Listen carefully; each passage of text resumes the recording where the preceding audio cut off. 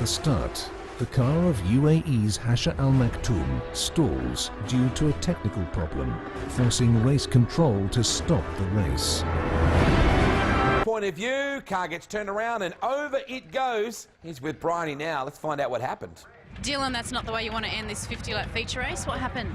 Yeah, just Jamie Ville jumped the cushion. I think I went in there and I was pretty committed and I didn't really know where to go once he made a mistake. And no, that's racing. It's no hard feelings. It's just we'll fix her up for next week. Well, this is interesting. Both cars now being put on the infield where they can be worked on. Go, Lee. It's unbelievable. It's so difficult. Oh, Murcott! David Murcott. He was running so very well. That's a huge dump. It is a big crash. And I don't know what happened. We're about to get a bit of a look at it, though. Camera was right on it. Sweet got McFadden. Oh, he just hooked the cushion and rode it in hard. It's a brutal game, Lee. Oh, it's and you just see how much clay's up there, Wade. It's unbelievable. Timmy Hill's up the hill, giving him plenty of room. Cole Witt has spun into the first turn wall. So watch him, boys. We're under watch caution. him, watch him. Here we go. Oh, no! What? Timmy Hill just pile drove the car in front of Matt Kenseth. I mean, oh my gosh. Good grief. About the same, a very different situation, but similar thing happened to him a year ago, running second. To Matt Kenseth. Watch how long it is before the 33 comes in there running wide open. Now here's what happened there. Cole and Danica got together. So he's in the wall. Now watch this. He comes down. If he could have stayed up on the wall, he'd have been a whole lot better off. But he comes down the track. Caution's been out for a while. It's been out forever. Where's he going? Bam. Yeah, I mean, you could see the caution light basically blinding him as he was driving off into turn one.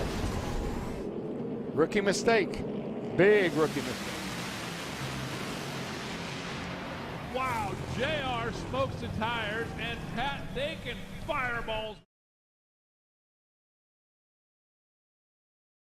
Turismo Carretera, bandera verde, giro número 8 para Agustín Canapino, el titán que viene dominando las acciones desde el inicio de la carrera de este premio Montanari, temporada 2014, primera fecha en la temporada bajo la lluvia, en lo que es los 3 capítulos, cuando hay un fuerte golpe en la principal Giannini. Giannini se ha golpeado muy fuerte en el ingreso de la principal cuando hay pace car y atención. Hay una sucesión de accidentes. Ingreso a la recta principal, algunos que levantan, otros que no, otros que van directamente por el pasto. Y todo a partir del inconveniente que tuvo Juan Pablo Giannini en el ingreso a la principal. Sabino era otro, Sergio, Sabino era otro. Ponce de León. Sí, pero pudo salir el Nacho Sabino. Ahí estoy atento a tu llamado, Luciano, porque estamos transitando el sector número 2. Aquí está, a ver, Sabino, Giannini ya con el auto golpeado, veremos quién le pega. Es Ponce de León, sí, que le arranca la parte trasera al auto de Nacho. Claro, y esto le pasaba entonces a Juan Pablo Giannini en la parte interna que era el auto de Giannini, que tiene este inconveniente. Into the wall, the red flag being displayed, and so this will halt practice about halfway through this opening session. And that's hard contact. He was 13 laps he had run.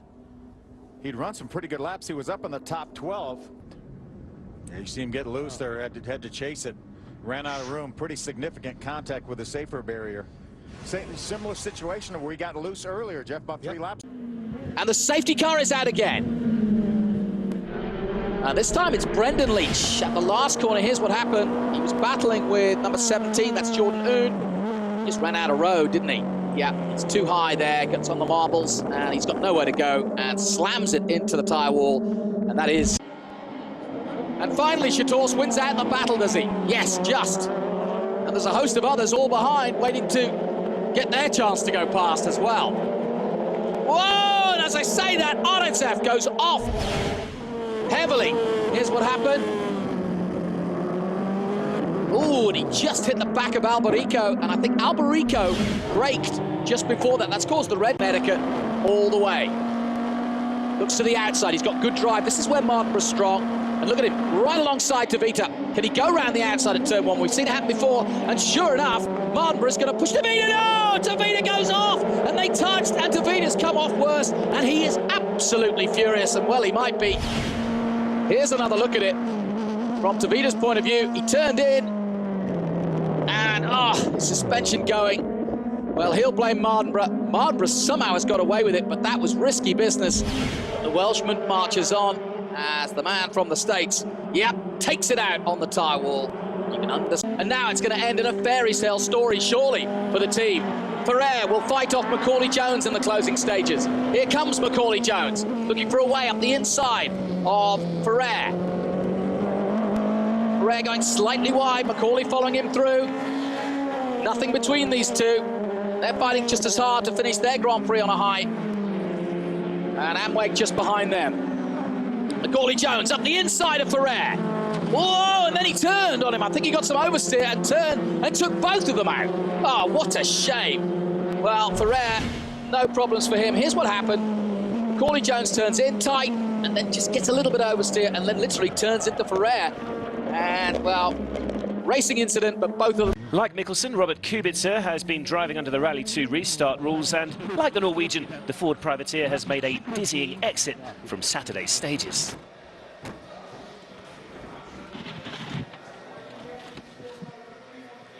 Sliding wide on the loose gravel, just slightly offline, but off down the bank they went. And once again, Kubica's car was on his. The 10th anniversary running of Rally Guanajuato, Mexico has become something of a demolition derby. Andreas Mikkelsen making an even more dramatic exit than he did the previous day, missing a hole on the inside of the left hand, and a Polo R flipped onto its roof. Don't cut should have been the call in the notes, and the result was a second successive early bath for the Volkswagen second team driver. Los espejos y ¡Bárbaro! Una línea espectacular, Albertengo, que no se toquen, Albertengo primero, y se tocaron, qué lástima, señores, qué lástima, se tocaron afuera, ser tercero, uy, ay, atención, un golpe fuerte, un golpe fuerte de José Gianantoni, pero había quedado, no lo volcó.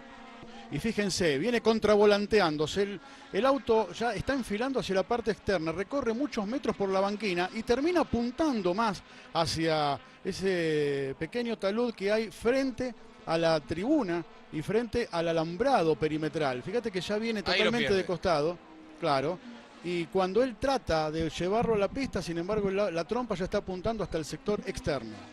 Bueno, ahí está, lo vemos desde otro ángulo, desde otra imagen. Un fuerte golpe de José Gianantoni. He put the fire out, but that brake fluid is boiled. No brakes, and this is the first time he would have tried to brake. James Clay with a big impact on the wall.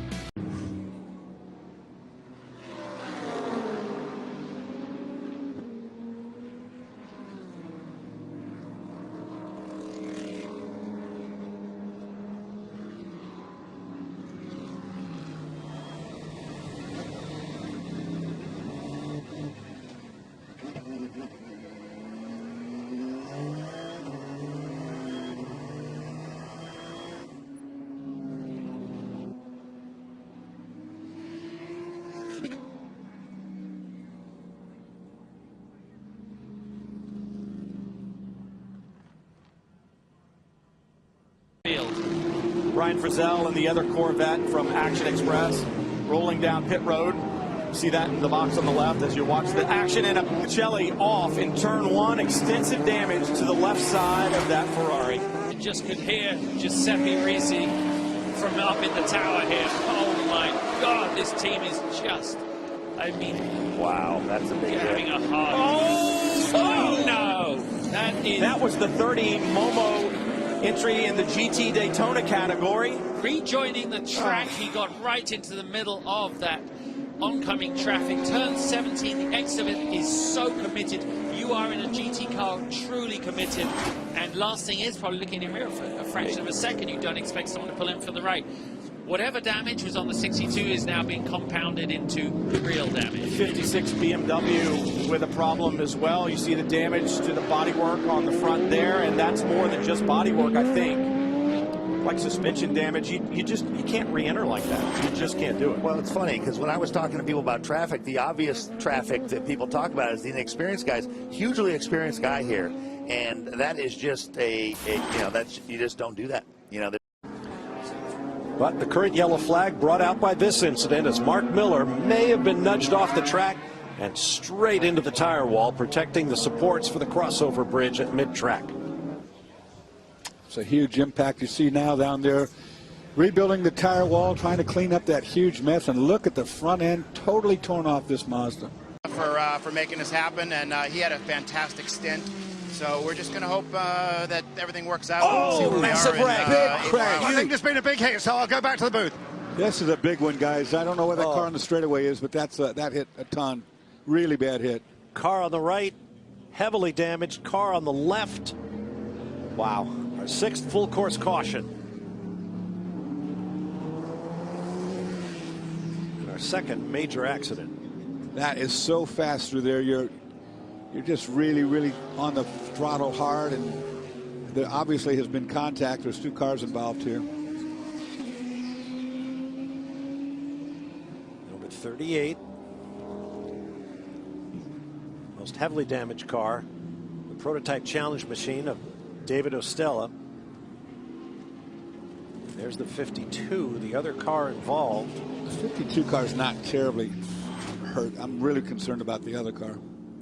Frankie Montecalvo being up. Here's a replay. He's a little bit wide. There's a bit of damage to the left rear. It's He's wide. Just way out in the gray, and then Montecalvo had nowhere to go. Yep. You can't turn from there either. Once you're at that point of the racetrack where you're already on the throttle. Into the tire wall and the secondary impact. Yeah, there's nothing. Even bigger than the first. He's just wide all the way through, Dorsey. He got into the gray. Yeah, he got into the gray and the car wouldn't turn. It pushed straight out to the wall. Montecalvo had nothing he could do. He was already on the throttle and had planned his exit. He's 991 now. Here's a look at the start. Absolute textbook stuff from Warren Luff. That car hooked up and it went. Yeah, he did. We saw a little bit of smoke billowing from the rear tyres of Stephen Richards' car, but it still got away nice and clean. Just watching the midfield here, Murph, there were some dramas with James Bergmuller, Renee Gracie there alongside. This will give us a better look of what happened. So Gracie just moved across a little bit and there was contact, and that just squeezed the Porsche Centre Brighton car off out onto the grass. Yeah, it did. And yesterday, there we see touch from with Cini and Kutsamides, and that's why Cini's car's got a black ring around the left-hand side rear. Wow. Look at Patrese. That was a very late move that was never going to come off, and he ran right over the Apex tyres. Kutsamides doing that all by himself. Smolin's spinning in sympathy. As good as he expected. And Tora, she's got a bit of a lineup now behind her. Tim Robards has taken Katrina Roundtree and is now Katrina's given her a push. That's Robards. And she's going to spin Oh. But she's back on. She's back on. A bit of contact when she rejoined. It's been a big job, and they do cop a bit of punishment. Rachel Finch. Okay, this is a pretty fairly serious accident. I think that's out of turn 10 by the looks of it. Rachel Finch is upside down in the barriers. Substantial damage there. Hopefully we will see something from Rachel pretty quickly to see that she's okay, but we'll, I think, see a red flag coming out here. Will be the end of the race. To end this one. The marshals are there very quickly. Yeah, the medical team's in attendance right on the spot.